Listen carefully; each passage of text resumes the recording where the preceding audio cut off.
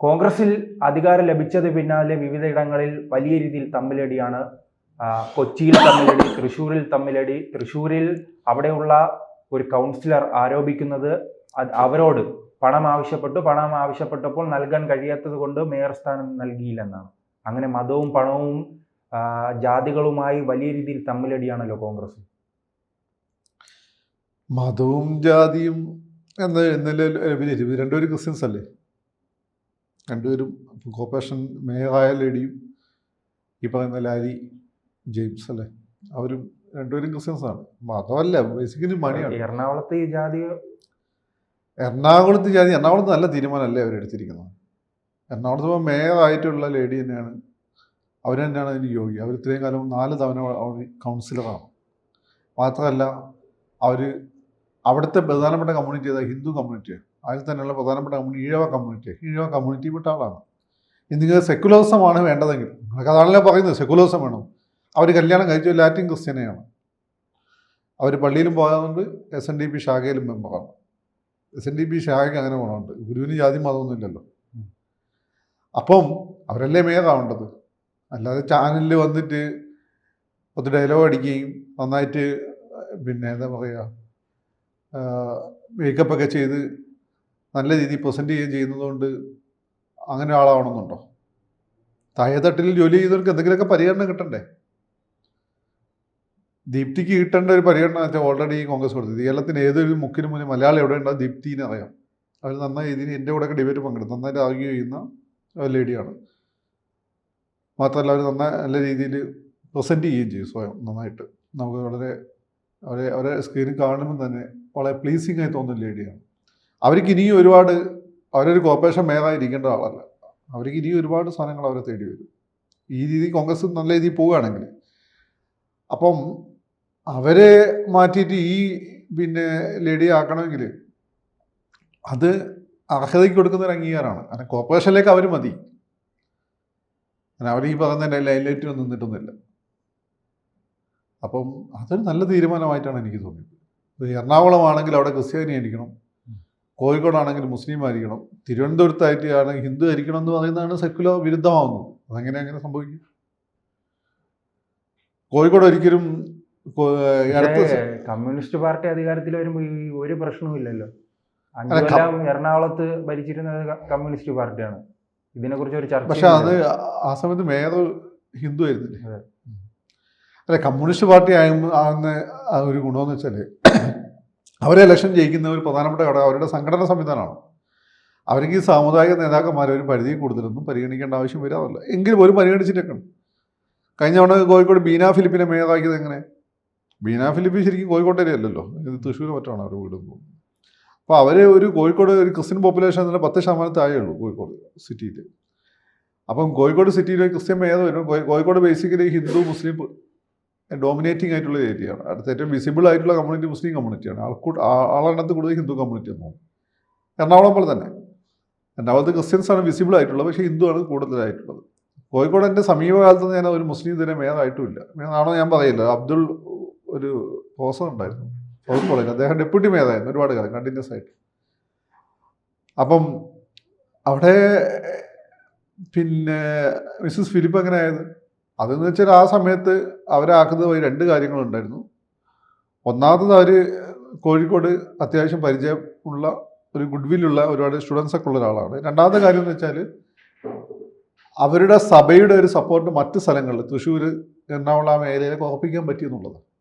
ഇപ്പം ഇങ്ങനെയുള്ള പരിഗണന കൊടുത്തിട്ടുണ്ട്. അല്ലാതെ ഇപ്പോൾ അവർ കോഴിക്കോട് മേയറാവേണ്ട ആവശ്യമില്ല. അപ്പോൾ അതാണ് ക്രൈറ്റീരിയ എങ്കിൽ തിരുവനന്തപുരത്ത് മേയറാവേണ്ടിയിരുന്നത് വെള്ളക്കടവിലേറ്റാണുള്ള ഒരു മുസ്ലിം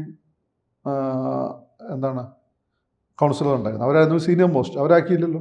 എന്തുകൊണ്ട് ആര്യനാക്കി? അപ്പോൾ ആര്യയാക്കുമ്പോൾ ആര്യക്ക് യൂത്തിൻ്റെ വോട്ട് ആ സമയത്ത് യൂത്തിൻ്റെ ഒരു ഐക്കണാവാനും യൂത്തിൻ്റെ ഇടയിൽ വൈബ് ക്രിയേറ്റ് ചെയ്യാൻ നിയമസഭ ഇലക്ഷനിൽ യൂത്തിൻ്റെ വോട്ട് LDFന് അനുകൂലമായി കൊണ്ടുവരാനും പറ്റും. അതുകൊണ്ടാണ് ചെയ്തത്. പക്ഷേ ഏതെങ്കിലും സാമുദായിക സംഘടന പറഞ്ഞതിന് അനുസരിച്ചിട്ട് ആളുകൾ തീരുമാനിക്കേണ്ട ആവശ്യം CPM-നില്ല. CPM-ന് അവരുടെ ആവശ്യത്തിന് അത്തരം നിലപാടുകൾ എടുക്കാൻ ബുദ്ധിമുട്ടുമില്ല.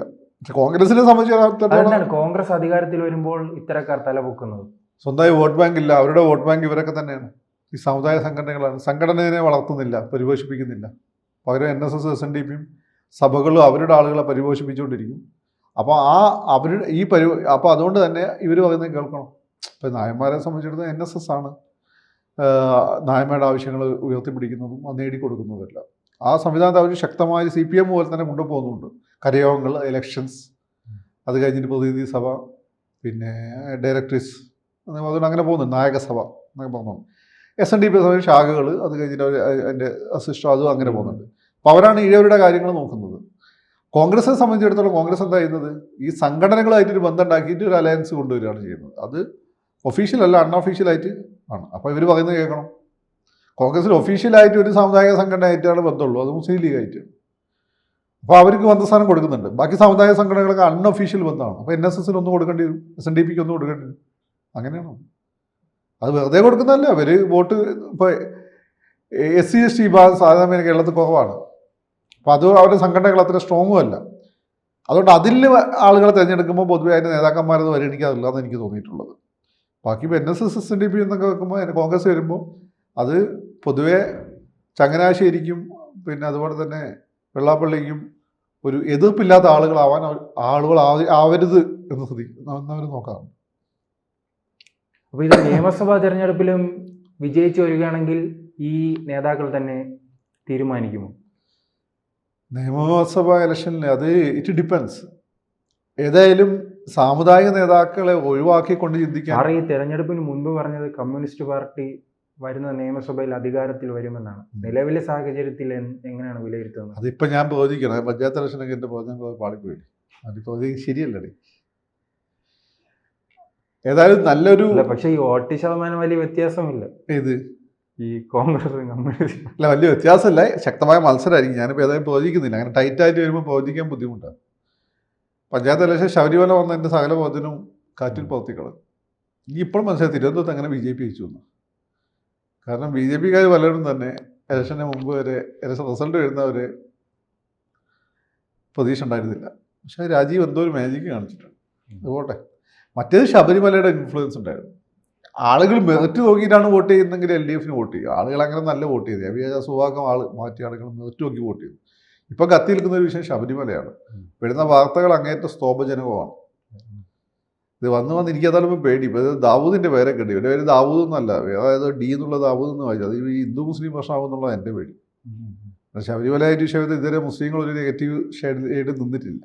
അപ്പോൾ RSS വിശ്വ ഹിന്ദു പരിഷത്തുകാർ വന്ന് നിങ്ങളുടെ ബാബരല്ല ഞങ്ങളുടെ ബാബുരനാന്ന് തന്നപ്പോൾ അവർ വന്ന് എടുത്തുകൊണ്ട് വയ്ക്കോ എന്നതാണ്. പക്ഷേ ഇതിപ്പോൾ D കമ്പനി എന്നൊക്കെ പറഞ്ഞുകൊണ്ട് വരുന്നുണ്ട്. അത് ഈ പത്രമാധ്യമങ്ങൾ ശ്രദ്ധിക്കണം. അത് എന്താണെന്ന് കൃത്യമായ ഇൻഫർമേഷൻ കൊടുക്കണം. അതല്ലെങ്കിൽ വളരെ പെട്ടെന്ന് തെറ്റിദ്ധരിക്കപ്പെടും. അപ്പോൾ ശബരിമല ഏത് രീതിയിൽ കത്തുമെന്ന് പറയാൻ പറ്റില്ല ഇപ്പോൾ. അപ്പോൾ അതുകൊണ്ട് നമുക്കൊന്നും പറയാൻ പറ്റാത്ത അവസ്ഥയാണ്. UDF വരികയാണെങ്കിൽ സതീശനാണെങ്കിൽ സതീശൻ്റെ സ്വഭാവം വെച്ചുകൊണ്ട് സമുദായ സംഘടനകളെയൊക്കെ പരിഗണിക്കാതിരിക്കാൻ സതീശൻ ശ്രമിക്കും. പക്ഷെ അത് കോൺഗ്രസ് സമ്മതിച്ചില്ല. ശബരിമല എന്തുകൊണ്ട് അത് കോൺഗ്രസിന് മാത്രം അനുകൂലമായി മാറുന്നു? BJPക്ക് അതിനുള്ള ശേഷി ഉണ്ട് എന്ന് ആളുകൾ വിശ്വസിക്കുന്നില്ല കേരളത്തിൽ. പിന്നെ മലയാളികൾ ആരാണെങ്കിൽ മലയാളികളുടെ പ്രശ്നം എന്ന് വെച്ചാൽ അവർ കുറേയൊക്കെ സെക്കുലറാണ്. ഏത് സമുദായത്തിൽപ്പെട്ട രാജീവ് കുറേ സെക്കുലറാണ് നോക്കുന്നുണ്ടെങ്കിലും ചില സ്ഥലത്തു നിന്നൊക്കെ വരുന്ന ഈ വിഷം അത് ടൈം എടുക്കും. പക്ഷെ അത് മാറിക്കൊണ്ട് വരുന്നുണ്ട്. രാജീവ് ഒരു മാറ്റത്തിന് വേണ്ടി ശ്രമിക്കുന്നുണ്ട്, മാറിക്കൊണ്ട് വരുന്നുണ്ട്. അതിൻ്റെ ഒരു ഇമ്പാക്റ്റ് കൂടി ഈ ഇലക്ഷനിൽ ഉണ്ടായിട്ടുണ്ട്. ഈ തിരുവനന്തപുരം കോർപ്പറേഷൻ്റെ പെട്ടെന്ന് BJPയിലേക്ക് ഒരു ഓപ്ഷന് പോകാൻ സാധ്യത ഇല്ലാന്ന് തോന്നുന്നു. അങ്ങനെ BJP ജയിക്കാൻ സാധ്യത കുറവാണ്. ജയിക്കുമെന്ന് കട്ടെത്തിക്കഴിഞ്ഞാൽ ഉണ്ടാവും. പിന്നെ ഈ തടഞ്ഞ തദ്ദേശ സ്വയംഭരണ സ്ഥാപനങ്ങൾ കടന്ന തെരഞ്ഞെടുപ്പിൽ BJP പൊതുവേ നില മെച്ചപ്പെടുത്തിയിട്ടുണ്ട്. എന്നാൽ വലിയ മുന്നേറ്റമില്ല. വോട്ട് ഷെയർ ലോക്സഭാ ഇലക്ഷൻ അപേക്ഷിച്ച് കുറഞ്ഞത് നോക്കണ്ട. കഴിഞ്ഞ പഞ്ചായത്ത് ഇലക്ഷൻ അപേക്ഷിച്ച് വോട്ട് ഷെയർ കൂടിയിട്ടുള്ളൂ BJP.